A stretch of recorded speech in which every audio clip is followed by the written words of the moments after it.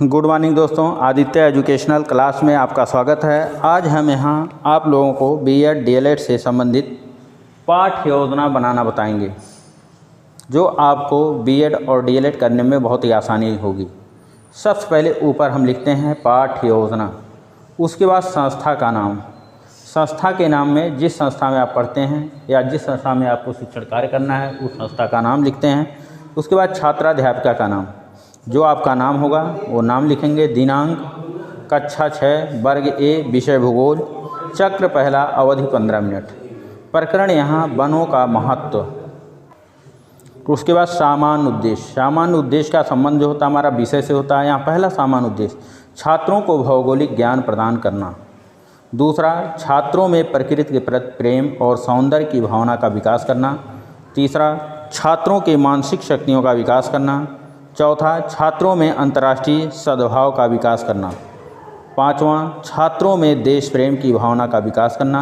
छठवां, छात्रों में भौगोलिक अध्ययन के प्रति रुचि उत्पन्न करना। सातवां, छात्रों को जीविकोपार्जन योग्य बनाना। आठवां, छात्रों में निरीक्षण शक्ति का विकास करना। उसके बाद विशिष्ट उद्देश्य। विशिष्ट उद्देश्य का संबंध हमारा प्रकरण से होता है। पहला, छात्र वनों के महत्व के बारे में जानकारी प्राप्त कर सकेंगे। दूसरा, छात्र वनों के संरक्षण के तरीकों के बारे में जान सकेंगे। तीसरा, छात्र वनों से होने वाले लाभ के बारे में जान सकेंगे। सहायक सामग्री उसके बाद लिखते हैं। कक्षा उपयोगी सहायक सामग्री या शिक्षण कार्य में हम किसी भी सहायक सामग्री मॉडल चार्ट का प्रयोग कर रहे हैं तो इसको भी यहाँ पर लिख सकते हैं। उसके बाद पूर्व ज्ञान। पूर्व ज्ञान, छात्र वनों के बारे में सामान्य जानकारी रखते हैं। उसके बाद प्रस्तावना के प्रश्न आते हैं। प्रस्तावना का प्रश्न जो बनाया जाता है छात्रों के पूर्व ज्ञान से होता है। पूर्व ज्ञान प्रश्न जो होते हैं पूर्व ज्ञान से नवीन ज्ञान की तरफ अग्रसर होते हैं। यहाँ 3 कॉलम बनाते हैं। क्रम संख्या, प्रस्तावित प्रश्न, संभावित उत्तर। प्रस्तावना का जो यहाँ पहला प्रश्न बना है, आपको इस क्लास में कौन कौन सी वस्तुएँ दिखाई दे रही हैं, तो छात्र बता देंगे कि कुर्सी, मेज, पंखा, खिड़की, श्यामपट्ट आदि। दूसरा प्रश्न, मेज़ और कुर्सी किस चीज़ की बनी होती है, तो छात्र बताते हैं मेज़ और कुर्सी जो है लकड़ी की बनी होती है। तीसरा, लकड़ी हमें कहाँ से प्राप्त होती है, तो छात्र बताते हैं पेड़ पौधों से या वनों से। चौथा, वनों के बारे में आप क्या जानते हैं। ये समस्यात्मक प्रश्न हो जाता है, यहाँ विस्तृत हो जाता है, छात्र मौन हो जाते हैं या कुछ बताते हैं।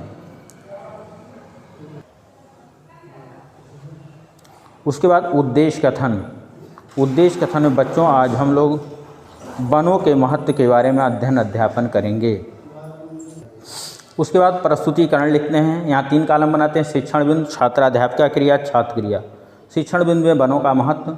छात्राध्यापिका क्रिया में पहला प्रश्न, वनों से हमें क्या प्राप्त होता है, तो छात्र उत्तर देते हैं फल, फूल, लकड़ी आदि। दूसरा, लकड़ी से क्या बनाया जाता है, तो छात्र बताए फर्नीचर के सामान बनाए जाते हैं। तीसरा, वनों से हमें और क्या प्राप्त होता है, तो छात्र यहाँ बताते हैं दवाएं या जड़ी बूटियाँ आदि प्राप्त होती हैं।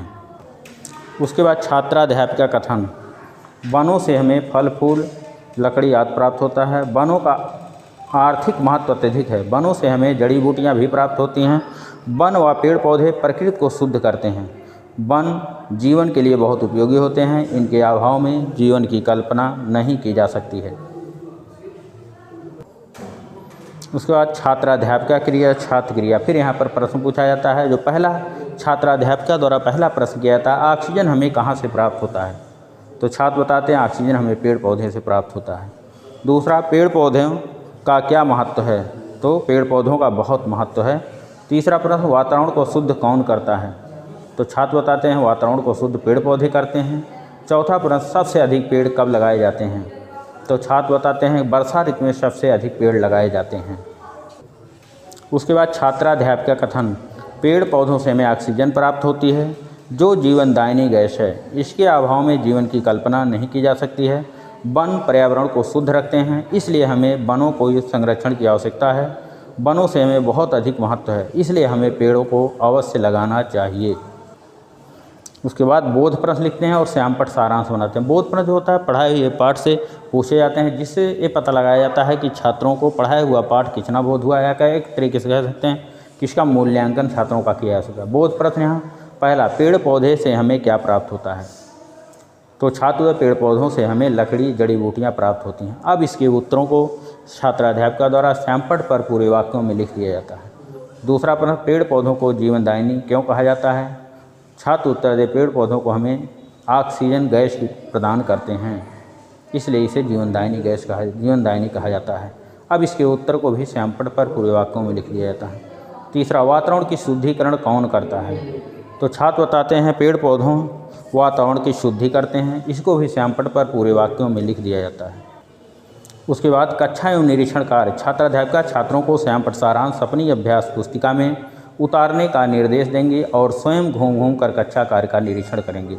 मतलब छात्राध्यापिका सैंपट सारांश छात्रों को उतारने का निर्देश कि आप लोग उसको अपनी कॉपी पर उतार लीजिए और स्वयं उनके कार्यों का निरीक्षण करेंगे। उसके बाद पुनरावृत्ति के प्रश्न आते हैं। पुनरावृत्ति के प्रश्न पढ़ाए हुए पाठ से पूछे जाते हैं, जिससे पढ़ाया हुआ पाठ की पुनः आवृत्ति हो जाए। यहाँ पहला प्रश्न है, ऑक्सीजन हमें कहाँ से प्राप्त होता है? दूसरा, सबसे अधिक पेड़ कब लगाए जाते हैं?